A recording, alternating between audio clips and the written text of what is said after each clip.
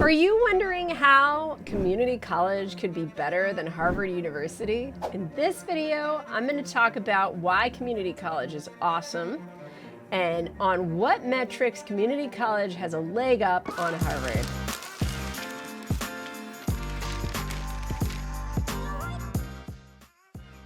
My name is Brooke. I've been coaching students through the college application process for over a decade and a half. If you want to read this instead of watch it, we have a blog that goes with this video, so be sure to check out the description for the link to that blog. Now, don't get me wrong, if you get into Harvard, you should probably go to Harvard over community college. I'm not going to be crazy here, but there are some metrics, especially when we zoom out and look at things from a societal kind of level, at which community college is doing a service in our society that Harvard isn't doing.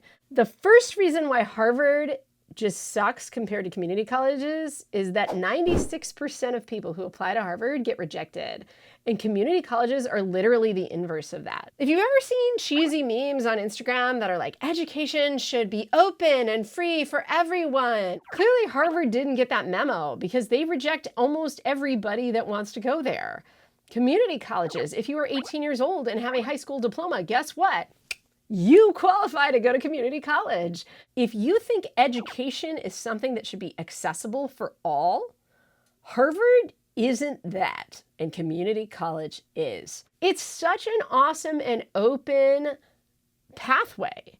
And that's what I love about community college. If you totally screwed up in high school, if your priorities were off, if you messed up and got in lots of trouble, community college is there for you.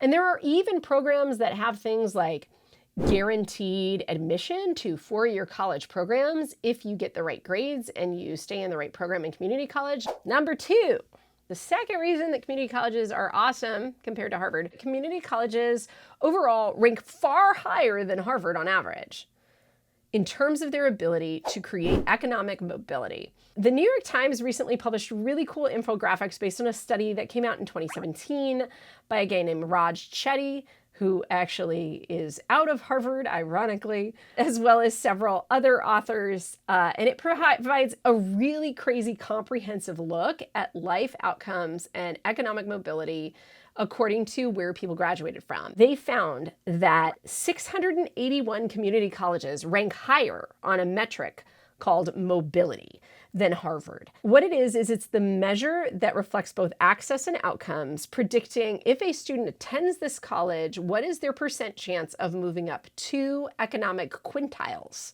after attending. Like I said, 681 community colleges are doing a better job at lifting people up economically, potentially, or you have a better shot at lifting yourself up if you are low income than going to Harvard, mostly because Harvard doesn't let that many low-income people in. At Harvard, 15% of students on campus come from the top 1%, and 67% come from the top 20%. So you can see 2/3 of the school is coming from the wealthiest quintile of students in the country. So when you're not letting in a ton of poor students, only 4.5% of Harvard students are from the bottom earning quintile. And if you're wondering what a quintile is basically you take all of the people in the United States and you cut them into 5 groups according to income. And those are your economic quintiles, right? Quint is 5. So that bottom quintile, the lowest 20% of earners, only 4.5% of Harvard students fall in that category. So it's really hard to create lots of economic mobility if you're not enrolling people who you can give that mobility to. Now, those who do enroll at Harvard do really well, but to be an engine of economic mobility, you first have to allow for access. The third reason that I think community colleges are more awesome than Harvard is that they are free or cheap to everyone. Now, it is true, if you are low income and you get into Harvard, it is probably one of the cheapest places to go to college in the country. That is, if you qualify for aid. For many people, the cost of a college education is overwhelming, even if they supposedly are wealthy enough to be able to pay for it. And community college is free or cheap for literally everyone. The sticker price on Harvard tuition is $52,659 a year.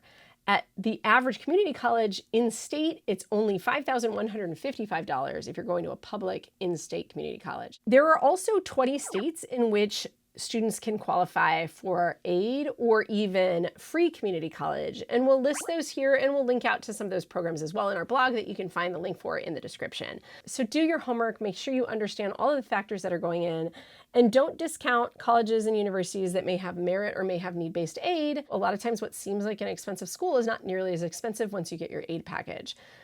So there's a lot of nuance in here. It's not like completely, always the cheapest. For some people, Harvard's going to be cheaper than community college.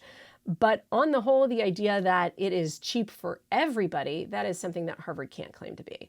And that community colleges can. You don't need an elite school to have an awesome education. It is true that elite schools are great if you can get in, and if they pay lots of money to you, great, fine, fabulous. But for the rest of us, it's okay to get an education because you care about yourself, because you care about your mind, because you want to make a better future for yourself. So don't give up, stay with it. There is a possibility for you if you work hard, if you get a degree, if you study something where there's career opportunities, you can make a path for yourself too. If you're looking for help on your SAT or ACT or for tutoring, head to SupertutorTV.com.